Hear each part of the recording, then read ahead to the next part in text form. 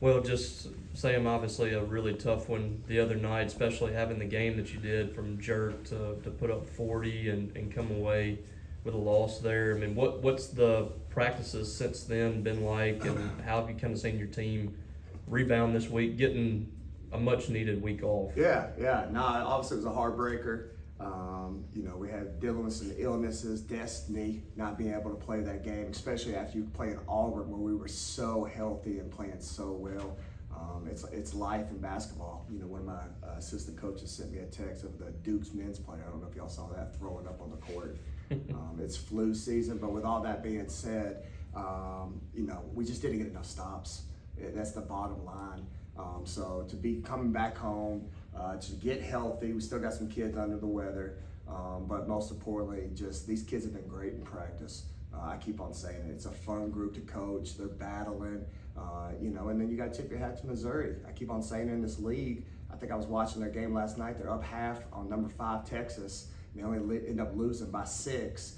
And then you look at other conferences across the country where one of the bottom teams, they're getting beat by 30 to 40 points. They're not 6-point losses against the number 5 team in your own conference. So you got to bring it night in and night out. Our kids know that, and it's all about this next challenge.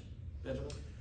What did you see just on the flight back, or just from your group mentally, just in terms of the way Jerk and the other players were interacting after she had such a great game and the rest of the team wasn't quite able to pick her up the other night? Yeah, obviously that's what I love about Jerk. Think about it. She had a 40-point game, and she could have went for 50, with her free throws. I think she was, 7 for 8 missed free throws. The last, I've been coaching 20 years. I've never seen that. She made every shot she threw up, but she couldn't make the free throws. And that's uncharacteristic. She's been in the gym. She's made the adjustment that she's needed to. She owns it. That's why I love that kid. She had a great practice. Then the other team knows that we didn't do what we needed to do, and we showed clips on the defensive end. We've been harping turnovers this whole time, and we have a game where we have 12, and it came down to this one. It was free throws and defensive stops. So they've owned it. They're champs, and like I said, man, our biggest thing is trying to get healthy and get better. Jacob?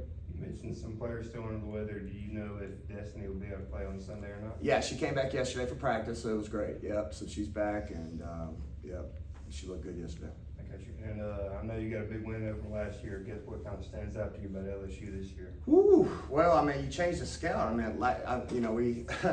It's funny because they've got a lot of talent. You're looking at them and say, they don't shoot it well from the perimeter. And we obviously got a chance last night having an off game to watch the game live, and they go for 12 made threes. So they're just super talented. Got a lot of depth. They obviously play really well at home, and it's gonna be an absolute war. Robbie? You talked about the turnovers last 2 weeks. You had some in the first quarter against Auburn and Missouri, but probably your best 2 games as far as protecting the basketball.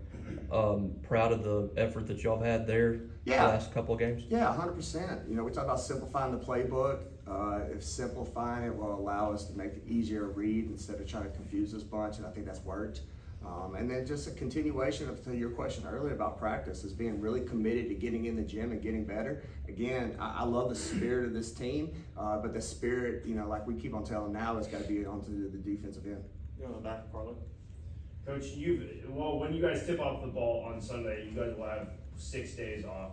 Not essentially your time off, but you've had some time off to practice. What have you seen in practice from the girls in the response this week? And is there anything that you've been harping on them that maybe they can do differently besides turnovers? No, it's just the journey. Right now, we scrimmaged inter-squad against each other, and then within that inter-squad scrimmage, again, I wanted to see multiple people compete and get after each other, which I did.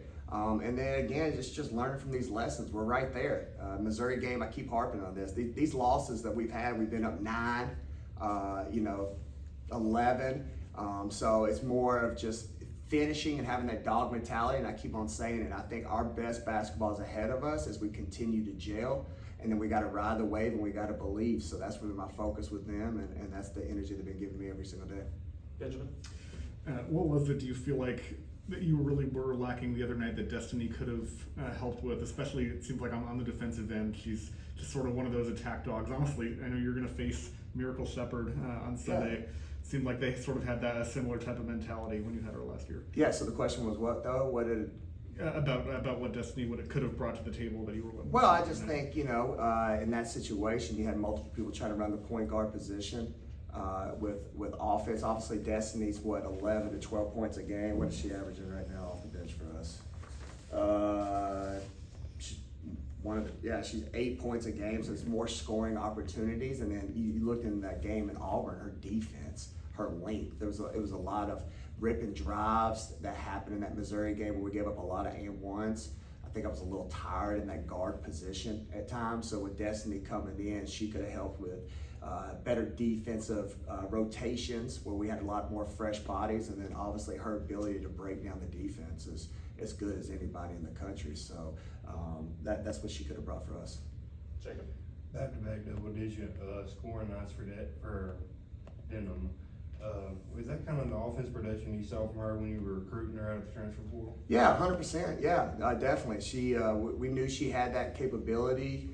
Credit to her because coming in trying to please everybody else, get a feel for everybody else, but she realized there's parts of her game that she needed to be more aggressive. And then shout out to Tony Dukes, my assistant coach. They work every single day after practice.